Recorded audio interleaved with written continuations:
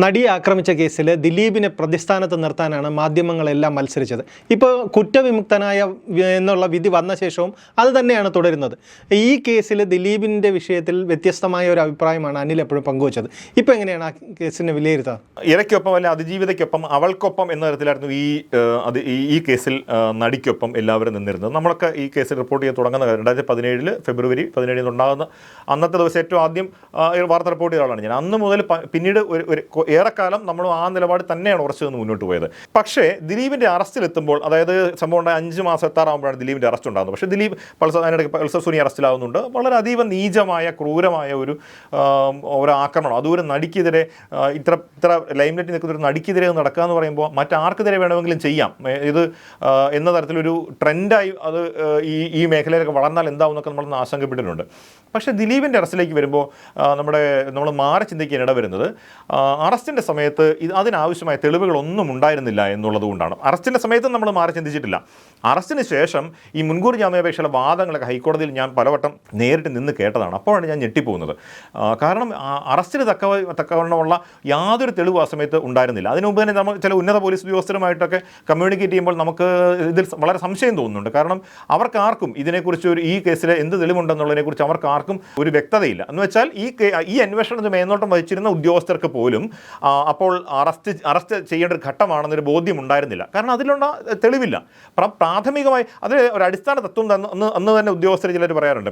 Suspicion however strong will not substitute for evidence എന്ന് പറയുന്നത് അതൊരു ക്രിമിനൽ നടപടി നിയമത്തിലെ ഒരു അടിസ്ഥാന പ്രമാണമാണത്. അപ്പോൾ അത് സംശയം എത്ര ശക്തമായിട്ടുണ്ടെന്ന് പറഞ്ഞാൽ അതിൻ്റെ പേരിലൊരു അതൊരു എവിഡൻസ് ആയി കണക്കാക്കിക്കൊണ്ട് ഇയാളെ അറസ്റ്റ് ചെയ്യാൻ കഴിയില്ല. കോടതിയിൽ ഹാജരാക്കുന്നത് പോലുള്ള എവിഡൻസ് വേണമെന്നില്ല. പക്ഷേ അറസ്റ്റിന് പ്രഥമ ദൃഷ്ടിയ മതിയായിരുന്നില്ല. അത് അങ്ങനത്തെ ഒന്നുമില്ലാതെ തന്നെയാണ്. അത് ആദ്യ സംശയം ഉണ്ടാവുന്നത് ഈ ദിലീപിൻ്റെ അറസ്റ്റ് ചെയ്ത ശേഷം പിറ്റേന്ന് കോടതി ഹാജരാക്കുമ്പോൾ പോലീസ് കൊടുത്ത റിമാൻഡ് റിപ്പോർട്ട് പോലീസ് തന്നെ ചോർത്തി മാധ്യമങ്ങൾക്ക് നമുക്കൊക്കെ അന്ന് കിട്ടിയത് ഒരു 10-15 പേര് സാധാരണ നമ്മൾ കാണാത്തുള്ള വളരെ വിപുലമായ ഒരു റിമാൻഡ് റിപ്പോർട്ടാണ്.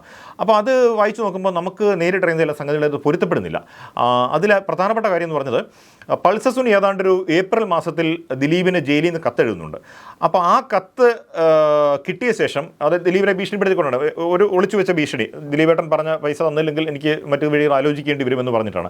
അപ്പോൾ ആ കത്ത് കിട്ടിയ ശേഷം ദിലീപ് പോലീസിൽ പരാതിപ്പെടാതെ ദിലീപ് പൾസറുമായിട്ട് ബാർഗെയിൻ ചെയ്യാമെന്നാണ് പോലീസ് റിമാൻഡ് റിപ്പോർട്ടിൽ പറയുന്നത്. പക്ഷേ പിന്നീടാണ് പരാതിപ്പെട്ടത്. പക്ഷേ യഥാർത്ഥത്തിൽ ആ ദിവസങ്ങളിൽ ദിലീപ് പല വഴിക്ക് DGP ആയ ലോകനാഥ് ബെഹ്റയെ അപ്രോച്ച് ചെയ്യുന്നുണ്ട്. ലോകനാഥ് ബെഹ്റയ്ക്ക് നേരിട്ട് ദിലീപ് തിരുവനന്തപുരത്ത് വെച്ച് ഡിങ്കൻ എന്ന സിനിമയുടെ ഷൂട്ടിംഗ് നടക്കുന്നിടത്ത് ലോകനാഥ് ബെഹ്റ എത്തുകയും അവിടെ വെച്ച് പരാതി കൊടുക്കുകയും ചെയ്തു. അതായത് ജയിലിൽ കിടക്കുന്ന ഒരു പ്രതി എന്നെ ഇങ്ങനെ ഭീഷണിപ്പെടുത്തുന്നു എന്ന് പറഞ്ഞിട്ട്.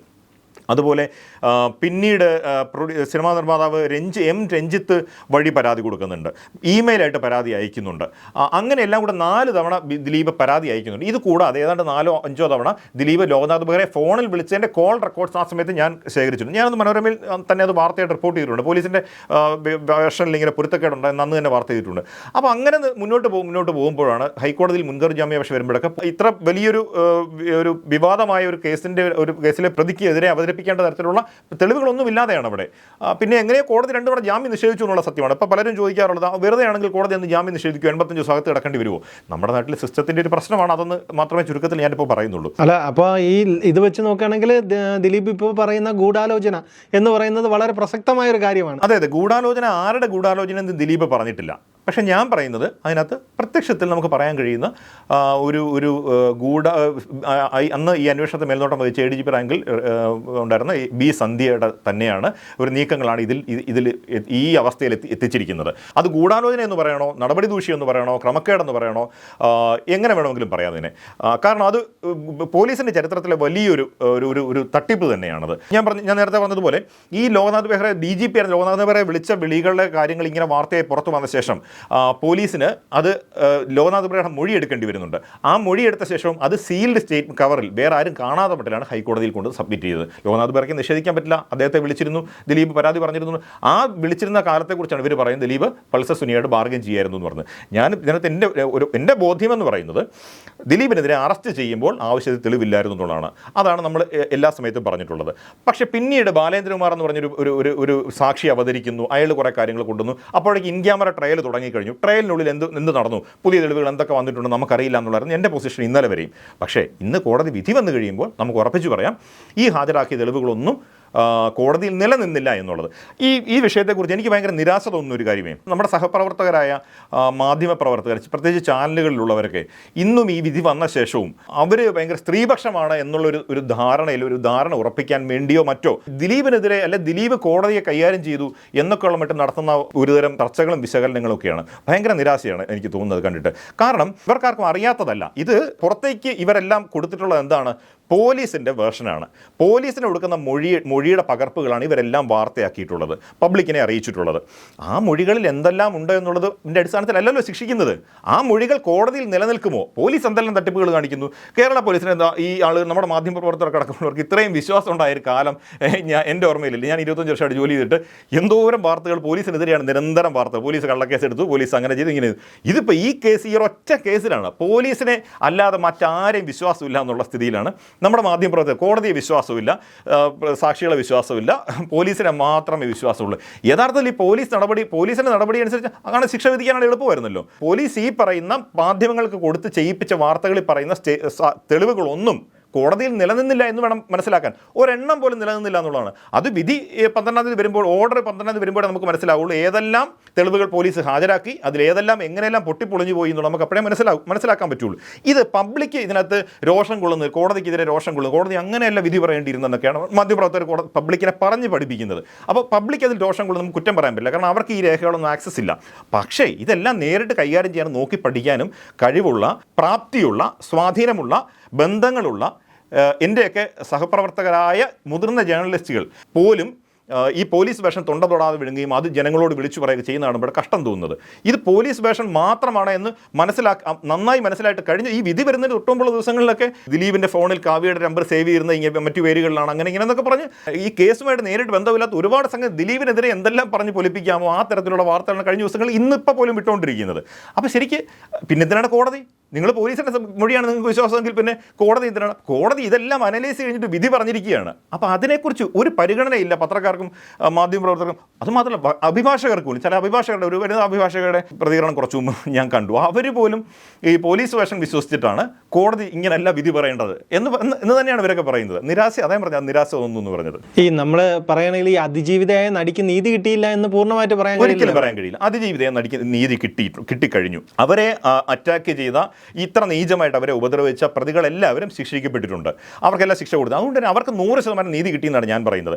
പിന്നീട് ഈ കേസിൻ്റെ ലേറ്റസ്റ്റ് സ്റ്റേജിൽ ഒരു 3-4 മാസം അന്വേഷണത്തിന് ശേഷം ഇങ്ങനൊരു ഗൂഢാലോചന ഉണ്ടായിരുന്നു പോലീസ് കണ്ടെത്തി കൊണ്ടുവരികയാണ് ചെയ്യുന്നത്. അല്ലാതെ നടിക്ക് അതിനെക്കുറിച്ച് അറിയില്ല, അവരത് അറിഞ്ഞിട്ട് പോലില്ല. അവരോട് പറഞ്ഞ് പഠിപ്പിക്കുകയാണ്, നിങ്ങൾക്ക് ഉണ്ടായ ഈ ദുരന്തത്തിൻ്റെ പുറകിൽ ഇയാളായിരുന്നു എന്ന് പറഞ്ഞ് പഠിപ്പിക്കുകയാണ്. ഒരു കാര്യം പ്രത്യേകം ശ്രദ്ധിക്കണം, ഈ കേസിൻ്റെ ആദ്യഘട്ടത്തിലൊന്നും ഈ അതിജീവിതം ഒരിടത്തും ദിലീപിൻ്റെ പേര് പറഞ്ഞിട്ടില്ല.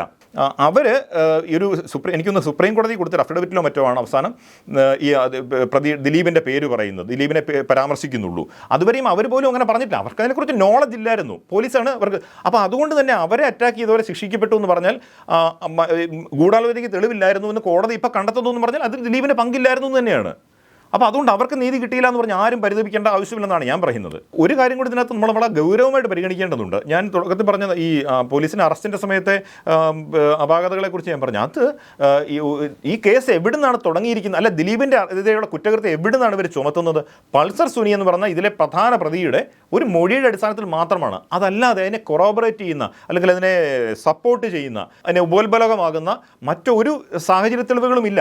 അഥവാ അങ്ങനെ ഒരു സാഹചര്യ തെളിവും വിലപ്പോ ഇല്ല, കോടതിയുടെ മുമ്പിൽ നിലനിന്നില്ല എന്നുള്ളതാണ്. അപ്പോൾ ഒരു പ്രതി എന്നെ ചൂണ്ടിക്കാണിച്ചിട്ട് ഇയാളും എൻ്റെ കൂടെ ഉണ്ടായിരുന്നു, ഇയാൾ കൂടെ ഉണ്ടായിരുന്നല്ലേ, ഇയാൾ പറഞ്ഞിട്ടാണ് ഞാൻ ഈ വൃത്തികേട് ചെയ്തത് എന്ന് പറഞ്ഞാൽ ഞാൻ പ്രതിയാകുമോ? അത് എന്ത് നീതിയാണത്?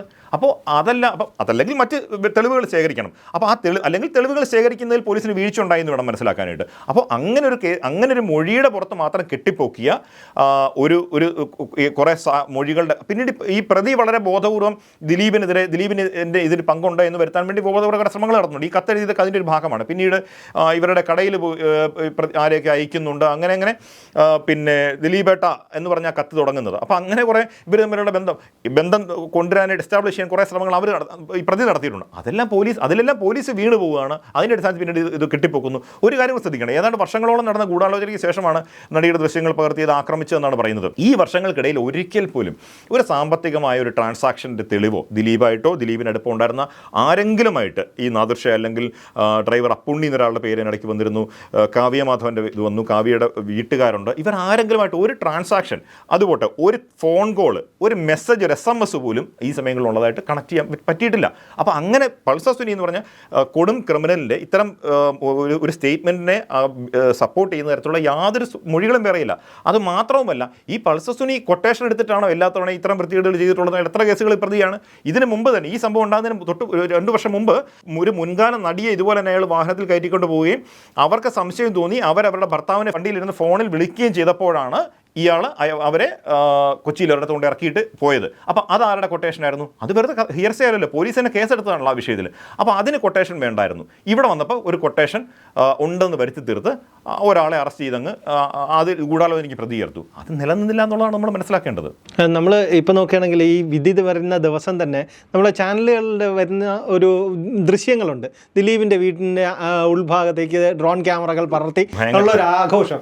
അതൊരു തെറ്റായ നടപടിയല്ലേ? തീർച്ചയായും. പിന്നല്ലാതെ ഇത് ഏത് നിലയിലേക്കാണ് നമ്മുടെ മാധ്യമ പ്രവർത്തനം പൊക്കോണ്ടിരിക്കുന്നതെന്ന് കാണുമ്പോൾ ഞെട്ടലുണ്ടാകുന്നത്. രാവിലെ ഈ ദൃശ്യങ്ങൾ കണ്ടപ്പോൾ ഒരാളുടെ സ്വകാര്യതയിലേക്ക് എത്രയാണ് നുഴഞ്ഞു കയറുന്നത്. അതൊരു അതിഭീകരമായ ഒരു കുറ്റകൃത്യം നടക്കുന്ന ഒരു സ്ഥലത്ത് നിന്ന് അത് പിടിച്ചെടുക്കാൻ വേണ്ടിയുള്ള വ്യഗ്രതയൊന്നുമല്ല.